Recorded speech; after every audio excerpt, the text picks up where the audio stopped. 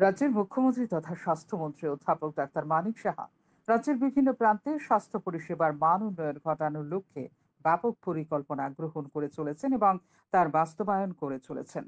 কিন্তু দুর্ভাগ্যের বিষয় হচ্ছে প্রত্যন্ত গ্রামগুলোতে চিকিৎসা পরিষেবার সঙ্গে যুক্ত সরকারি কর্মচারীদের গাফিলতির কারণে চিকিৎসা পরিষেবা ছিটে ফোঁটা লক্ষ্য করা যাচ্ছে না।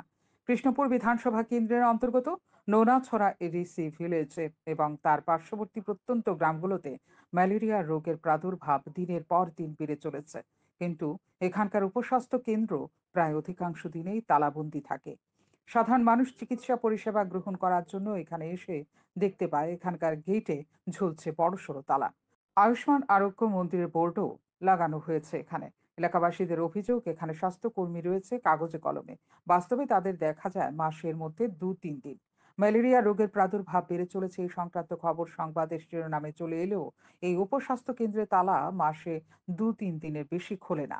এই জায়গায় দাঁড়িয়ে সমর্থনযোগ্য না হলেও প্রশংসনীয় কাজ করে চলেছে আশাকর্মীরা। চিকিৎসা পরিষেবার জন্য এখন এলাকাবাসীদের একমাত্র ভরসা এই আশাকর্মীরাই। নুনাছড়া সাব সেন্টার এটা খোলা থাকেনি? খোলা সবসময় থাকে না, মাসে 2বার 1বার আগে। আর বাকি সময় বন্ধ থাকে? তাহলে ওই আপনি- আশা আশা আছে তো। আশা আছে। আচ্ছা, অক্ষম পাইছে ম্যালেরিয়া পাওয়া গেছে, তো এখানে কি হয়তো গেলে এখানে ওষুধ দেওয়া হয়নি? এমনি অল্প স্বল্প দেওয়া হয়। ও তো খুলে, আপনি কইতেছেন তো খুলেই না, খুলে না, খুলেই না, তো কিভাবে ওষুধ পান এখান থেকে? ওই আশা দেয় আর কি। আচ্ছা, কোন জায়গায় আপনারা চিকিৎসা করেন ম্যালেরিয়া? ওই আশা। আশা ছাড়া কি তেলিয়ামরা হসপিটাল আছে, এখানে যান? হ্যাঁ, এখানে কেমন খরচ পড়ে আপনারা? ওই মা গাড়ি বাড়াইতে 60 টাকা যাইতে, একজন? আইতে 120 টাকা। এরমই শুধু খাওয়ান আর কিছু না। পনের দিন ওরম ব্লক চেয়ারম্যান ওরম, সেক্রেটারি ওরম সব বিকাশের জন্য হ্যাঁ এখন আমি 2বার 3বার আছে। দেখিনি আপনার লোক যোগাযোগ ও করে। ওই বাড়ি চেয়ারম্যানের বাজার হয়েছে, এটা না হলে এটা দিব, এটা কও, এটা দিব, কোর জানি তখন পর্যন্ত কিছু নাই।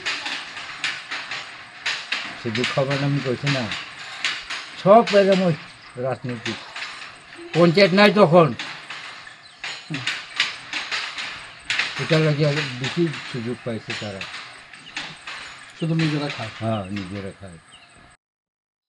স্থানীয় বিধায়ক বিকাশ দেববর্মা রাজ্য মন্ত্রিসভার একজন সদস্য। মন্ত্রী বিকাশ দেববর্মার এই বিধানসভা কেন্দ্রে নোনাছড়া উপস্বাস্থ্য কেন্দ্রের এই হাড় ভাঙা দৃশ্য সম্পর্কে মন্ত্রী বিকাশ দেববর্মা অবগত হয়েছেন কিনা সেটা মন্ত্রীই বলতে পারবেন। তবে এলাকাবাসীদের মধ্যে মন্ত্রী বিকাশ দেববর্মার বিরুদ্ধেও ক্ষোভের যে সঞ্চার হয়েছে তা এলাকাবাসীদের বক্তব্যেই পরিষ্কার। শান্তন টিভি।